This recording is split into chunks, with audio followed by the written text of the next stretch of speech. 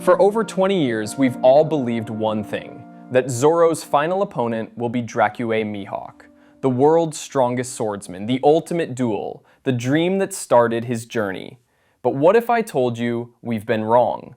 What if Zoro's last battle isn't against Mihawk, but against the very person who gave him his dream in the first place?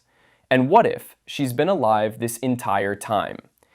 Yeah, I'm talking about Kuina. Before you dismiss it as crazy, ask yourself, why did Oda write Kuina's death the way he did? Why an accident down the stairs? Why no body shown? Why a promise between two children that the story has never truly closed? Because Oda doesn't waste panels. And Kuina's story, it's not over. We all remember that night, young Zoro training endlessly, failing to defeat Kuina in over 2,000 matches. The girl who outclassed him in every way, yet was trapped by the belief that a woman could never be the strongest. They made a promise, one of them would become the world's greatest swordsman. And the next day, she was gone. Or was she? We'll come back to this death later. Now, let's talk Mihawk. Yes, Zoro wants to surpass him. Yes, Mihawk is the current world's strongest. But Mihawk himself, he's not Zoro's enemy. Remember what Mihawk said at Baratie? It's too early for you to die. Discover yourself, see the world, and grow stronger. Since then, Mihawk has acted more like a teacher than a rival. And narratively, Zoro defeating Mihawk might not be the emotional climax Oda is saving for him. The true climax would be Zoro facing the one person he's never been able to beat. Let's go back to that day in Shimotsuki Village. Kuina dies from falling down the stairs? Think about it. In One Piece, Oda never wastes a death scene for a major emotional connection. Ace, Whitebeard, Odin, we saw everything. But Kuina, just an off-screen announcement. Why would Oda hide such a key moment? Unless she didn't die.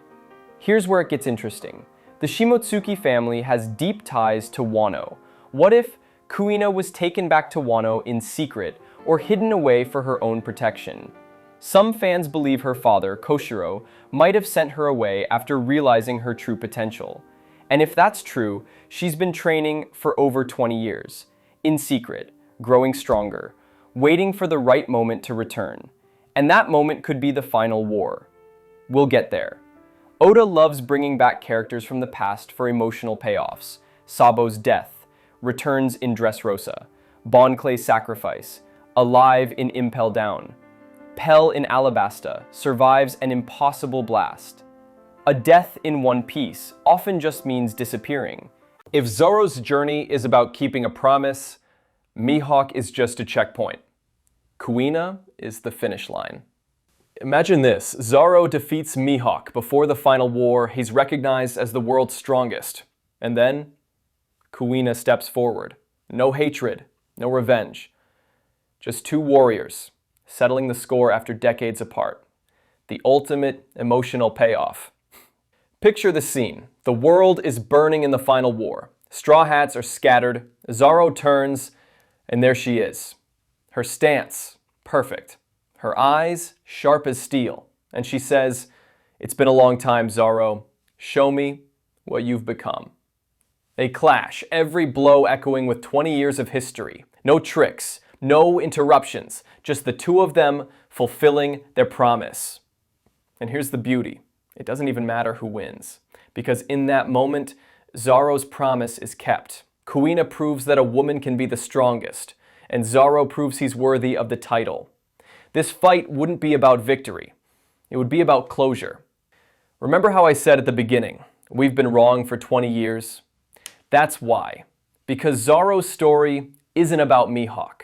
It's about Kuina. And when she returns, the One Piece world will never be the same. So what do you think? Is Kuina really gone? Or is Oda saving her for Zoro's last greatest challenge?